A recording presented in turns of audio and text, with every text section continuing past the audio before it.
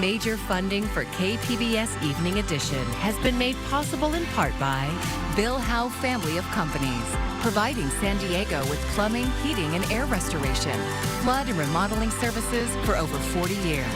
Call 1-800-BILL-HOWE or visit billhowe.com. And by the Conrad Trebas Foundation, Darlene Marco Shiley, and by the following.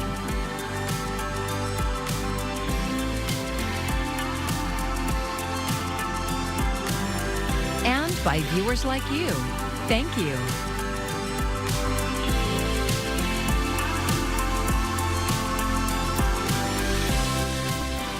It's something people who live in the South Bay have waited more than 1,000 days for, a real beach day.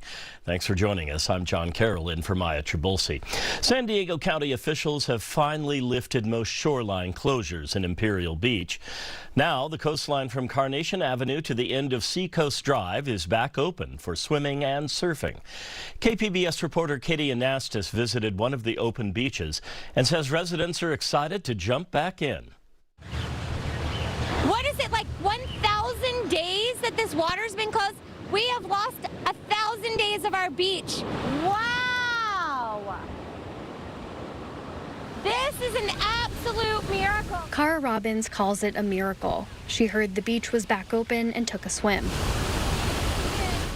It was a little bit cold, to be honest, but it was so refreshing. It's so amazing. And it is clean. Honestly, it is clean. For the first time in more than 1,000 days, officials say water quality here meets state health standards. Imperial Beach resident Liz Yamoto noticed the difference. There was no brown scum. There was no smell. So it looks clean and beautiful like the IB that we love. Imperial Beach Mayor Paloma Aguirre says a new pump station on the other side of the border is diverting some wastewater and discharging it into the ocean. But she says that won't eliminate the problem. This pump station that was turned on a week and a half ago, is only diverting that flow 5 to 6 miles south from us. It is not being treated, and should weather conditions change, let's say we get a south swell or we get south winds, all of that pollution will be pushed out to impact us both from the river and from that other source diverted. She says she's continuing to call for emergency funds to expand federal infrastructure on the U.S. side of the border. It highlights the need for us to have infrastructure on our side that we can control, that we can maintain, and that we can operate. Because I, for one, don't feel comfortable enough depending on Mexico turning it on or off, and our entire livelihood, well-being, health, public health being dependent on whether the river is flowing or not and whether they turn on the pump station or not. Beaches south of the end of Seacoast Drive remain closed as of Monday. Katie Anastas, KPBS News.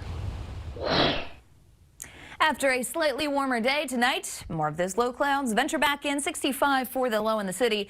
And we'll be talking about some mild times in the days to come. I'll have the full forecast coming up.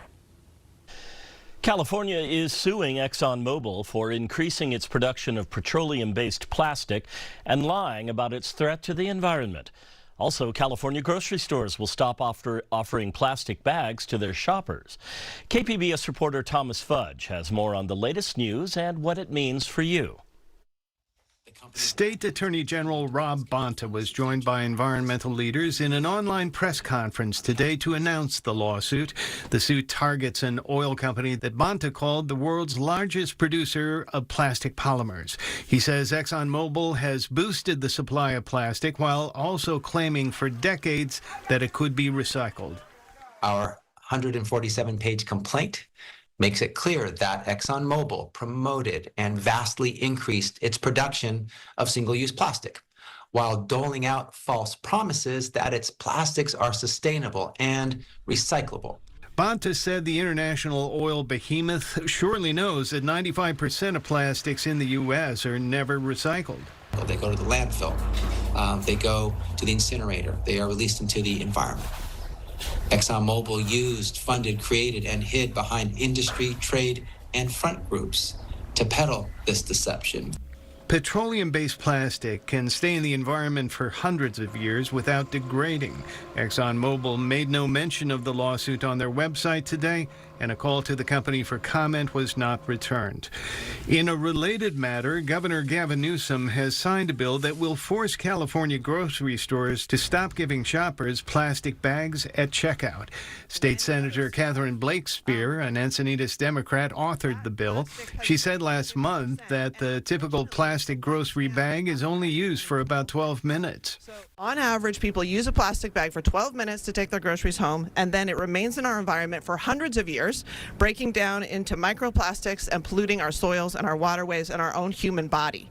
Some 18 billion pounds of plastic flows into our oceans every year from coastal regions alone. The plastic bag ban goes into effect at the beginning of 2026. From then on, grocery shoppers in California will only be able to get a recycled paper bag at the point of sale. Thomas Fudge, KPBS News. In an effort to improve public safety and cleanliness in downtown San Diego, a group of residents and business owners is proposing a 5-point plan. The Downtown San Diego Partnership says immediate action is essential to make sure downtown remains thriving and welcoming. During this morning's rally, Mayor Todd Gloria endorsed the plan, saying public safety is the city's top priority, from investing in police to backing new common sense laws. The Downtown Partnership understands the urgency of making our urban core safer and better for businesses, residents, and visitors. And when they approached me recently with this plan to step up the effort to bring order to our streets, we quickly embraced it. The 5-point plan includes tougher enforcement on homeless encampments, rapid response on crime and drug distress calls, expanding care court programs, and backing new state laws for stronger punishment for some crimes. Funding for the plan is yet to be finalized. Gloria is running for re-election this November against Larry Turner. With several raging conflicts, stressed alliances, and a host of overseas threats, world leaders are descending on the United Nations General Assembly in New York this week. Julia Benbrook has a preview of what's on the agenda. President Joe Biden is traveling to New York this week for the United Nations General Assembly. He will address the delegates on Tuesday. I think the president will challenge the United Nations by when we come together, we can solve world problems. The president will meet with leaders to discuss a wide range of topics, including working to find diplomatic solutions to a number of crises. We want to work to find peace.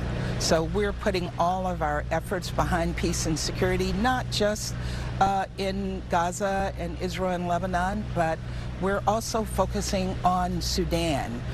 We're focusing on Ukraine. And as Biden remains busy with an intense stretch of diplomatic engagements, attention on the world stage is already shifting to Vice President Kamala Harris and former President Donald Trump as leaders prepare for the future. They're trying to measure out Vice President Harris's foreign policy views, which aren't all that well known at this point. And of course, what they do know about former President Trump, much of which has the traditional American allies deeply on edge. According to multiple U.S. officials, representatives for Harris and Trump are fielding requests from dozens of countries reaching out to get FaceTime with the candidates. Reporting in Washington, I'm Julia Benbrook. The November election wouldn't be possible without the help of poll workers. KPBS reporter Tanya Thorne says the San Diego Registrar of Voters is still looking for more poll workers, especially bilingual ones. Poll worker turnout has been positive, but the San Diego Registrar of Voters is still looking for more. We're looking to recruit roughly 2,500 poll workers, and of course we would like to have a good presence of bilingual poll workers at all of the voting locations. Sean Brom is an assistant at the San Diego Registrar of Voters. He says there's a big need for bilingual poll workers. The county currently is seeking poll workers, bilingual poll workers specifically in 10 languages. Of interest specifically right now is the Filipino, Vietnamese, Chinese, and Laotian. Brahm says having bilingual poll workers can ensure a better experience for many voters. And so when the voter goes to a vote center and they're able to see somebody from their community that they recognize, they feel comfortable, they're able to ask questions and understand the voting process in their preferred language. He says the county embraces our diversity and wants all voters to be informed. It's a 2-day training process for poll workers, bilingual or not. So no experience needed. We'll definitely get everybody trained. And again, it's good to have the bilingual poll workers out there for the comfort level. Polling centers begin to open on October 26th and will be located around the county. Poll workers receive a stipend of $145 for each day worked and $240 on election day. And if you're a bilingual poll worker, if you're a bilingual speaker, you'll receive an additional $5 stipend for each of those days and $10 on election day. So it's about helping the community, being civically engaged, and also receiving a stipend. Anyone interested in being a poll worker has until the end of October to sign up on sdvote.com. Tanya Thorne, KPBS News. A reminder, KPBS recently launched the Public Matters Initiative. It's a partnership with Voice of San Diego and iNewsSource to explore how we engage over politics and how government impacts our lives. You can find stories, events, and more at kpbs.org/publicmatters. The potential threat of a government shutdown is once again looming over the United States. Last week, a 6-month funding extension failed to get through the House of Representatives. But as John Lawrence reports, Speaker Mike Johnson has another proposal, and he may have support from Democratic lawmakers. The U.S. government is running out of time and money simultaneously. There will not be a shutdown. There's no way that anybody in their right mind up there could allow that to happen. House Speaker Mike Johnson wants to prevent a shutdown. Congress has an obligation to fund the government.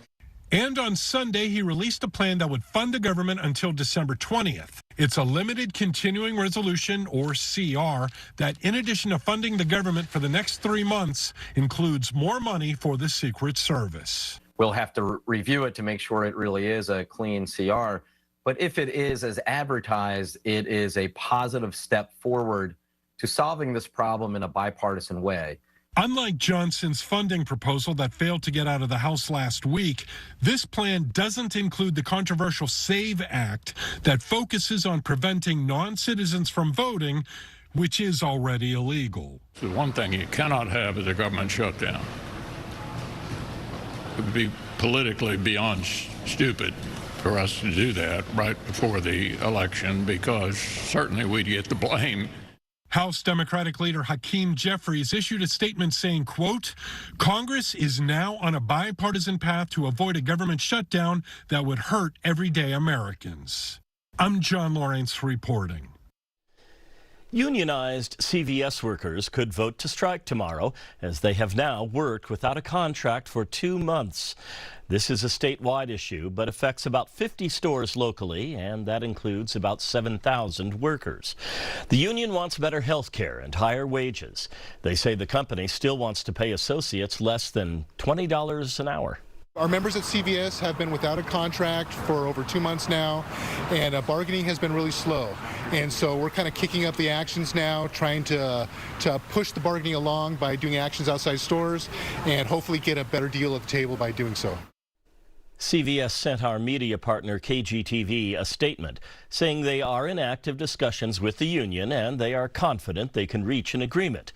The vote begins today and ends at 5 p.m. Wednesday here in San Diego.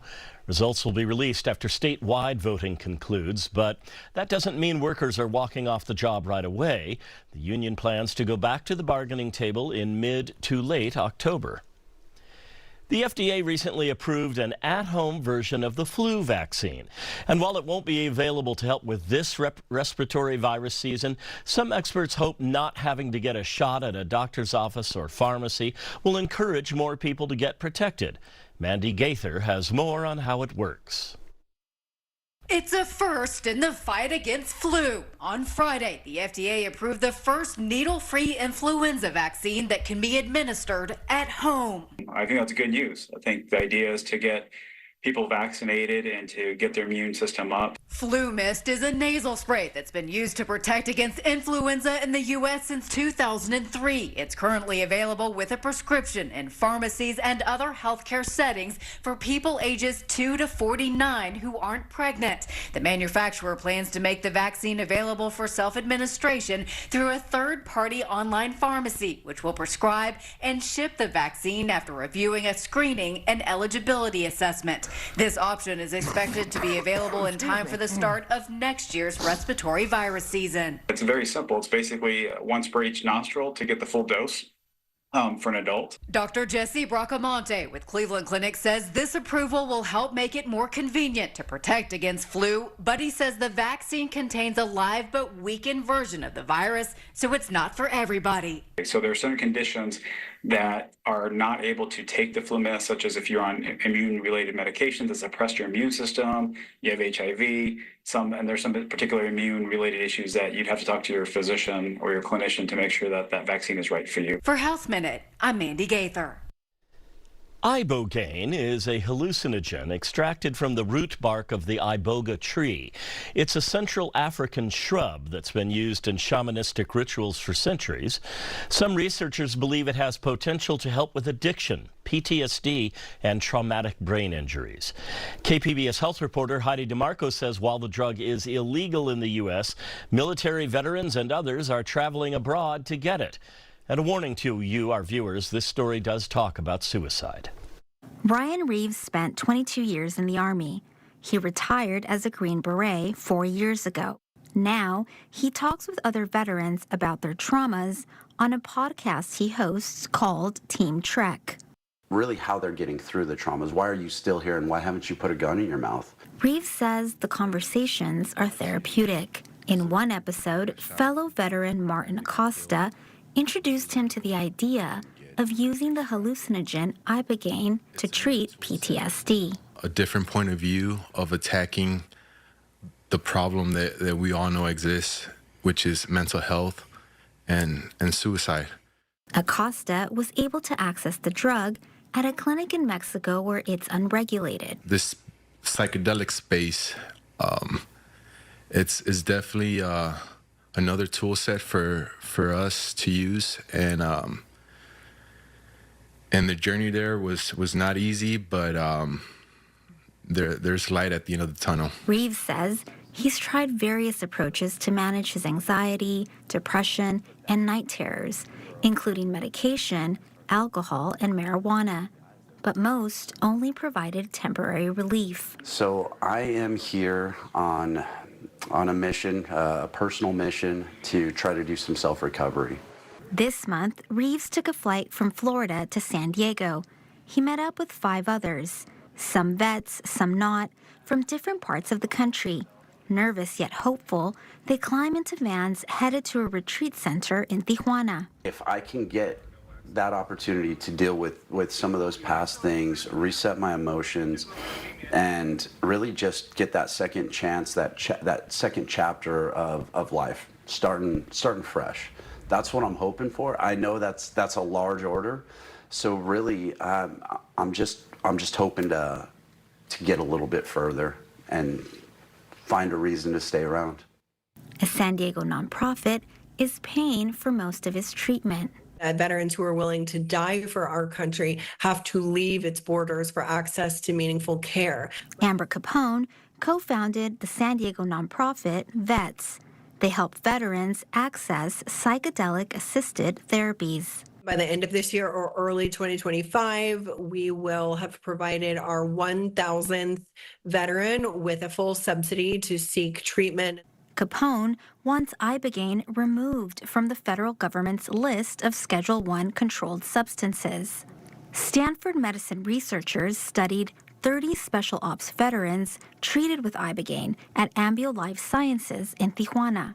1 month after treatment, they found participants experienced an 85% reduction in PTSD, depression, and anxiety symptoms on average. But it really is just a very interesting medication. It holds a great deal of promise. Sarah Simmons is Director of Psychological Wellness at Kaiser. She says it also poses some risk. She says Ibogaine can affect the heart's rhythm, so continuous cardiac supervision is important during treatment. I think it's very important that if somebody's considering something like this, that they speak with their primary care doctor, they speak with their psychiatrist first, so that they can make an informed decision and be aware of any risks that are involved.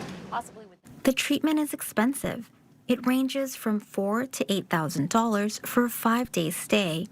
The clinic operates like a pop-up luxury retreat. It's held in a beachfront home about 5 miles south of the U.S.-Mexico border. Trevor Millar greets the group. He opened Ambu Life Sciences 3 years ago. He operated a similar clinic in Canada where Ibogaine can be prescribed. 3 years, I think we've treated close to, if not slightly over, about 1,500 people in that time. Mostly veterans, all completely safe. It's been about 3 weeks since Reeves' treatment. He's back home in Florida. I started seeing images of heads passing by, faces. Nobody recognizable. Everybody, for the most part, looked pretty friendly. Reeves says Ibogaine gave him newfound clarity and patience. When he got home, he had to say goodbye to his English bulldog, Bruno.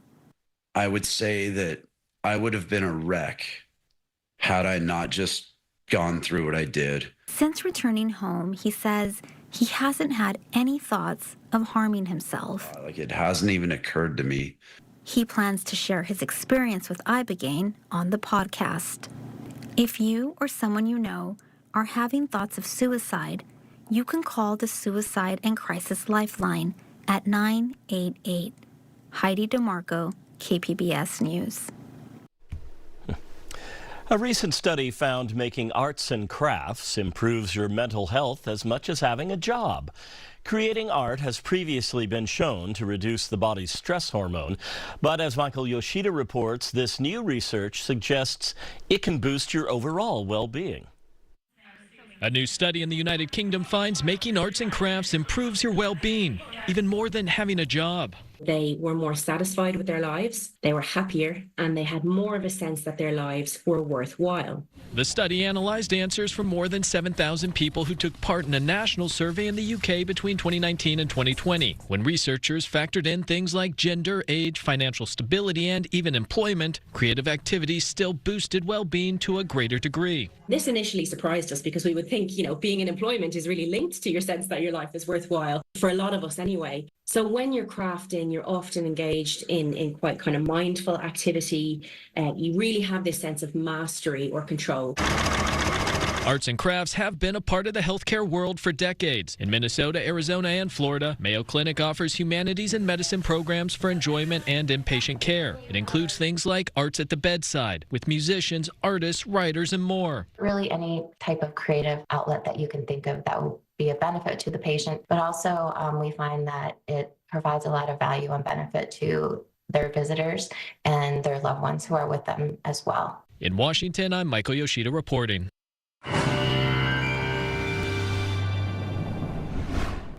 After what was a pretty decent Monday, as we get through the rest of the work week, it should be fairly smooth sailing for us weather-wise. Coastal low clouds will fluctuate based on the low that's hanging out near the coast, as we always see. It's going to bring in those clouds a little bit more at certain points in the weekend, keep them out a little bit more too. But basically our story is cooler for the midweek time frame, and then we should stay dry right through this week and into the weekend. So if you got any plans to be out and about, much like our usual weather, shouldn't be too much of a problem. Tonight, those low clouds venture back in. 65 for the low in the city, 61 in Oceanside. As you head towards Mount Laguna, 58 degrees. Borrego Springs coming in at 72 degrees. And working their way towards El Cajon, maybe 60 for the low. As we head through the next couple of hours, ultimately our story is about those low clouds kind of venturing right towards the coast. You can see a little bit of it there. Not much of a marine layer, but it will be out there for our usual locations. And then as we venture throughout the day, that does disappear. We'll get a little bit more action as we head into Wednesday morning as far as those low clouds are concerned. But overall, not too many large changes in our weather pattern. Heading to 80 as we head through tomorrow's forecast. 93 in Escondido, Chula Vista coming in at 82, and Borrego Springs 107 for the high. If you are in those coastal locations, we'll find those numbers going down for the midweek. Just like I mentioned, 70s for Wednesday and Thursday after a mild setup for tomorrow in the lower 80s. Inland communities back to 93 rather for tomorrow. Then after that, lower 80s. So that's where we start to fall off a little bit, enjoy a bit more of a comfortable pattern. As we transition to mountain communities, should stay pretty nice the upcoming days here, hanging on to the low 70s. Not too much fluctuation in our numbers here or in the deserts. Other than a slightly warmer setup for tomorrow, there will be more of the same as we head into Wednesday, Thursday, Friday, and even towards the start of the weekend. For KPBS News, I'm meteorologist Melissa Constancer. Here's another look at today's top stories. For the first time in more than 1,000 days, county officials have lifted some beach closures in Imperial Beach. County health officials test for bacteria levels at dozens of beaches. On Saturday, they said bacteria levels from Carnation Avenue to the end of Seacoast Drive met state standards. However, Imperial Beach Mayor Paloma Aguirre says a change in weather could mean the beaches might close again. And Governor Newsom has signed a bill that will force California grocery stores to stop giving shoppers plastic bags at checkout.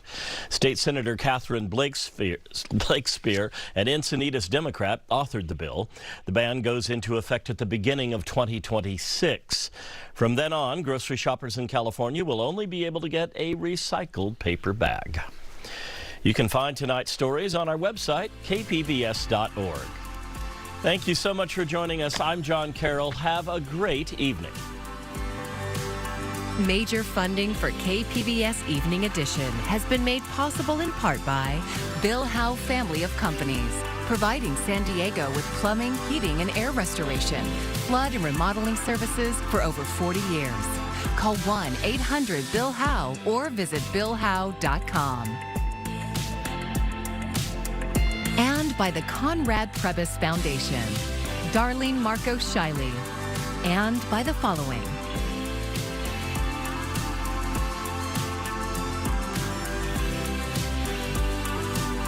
And by viewers like you. Thank you.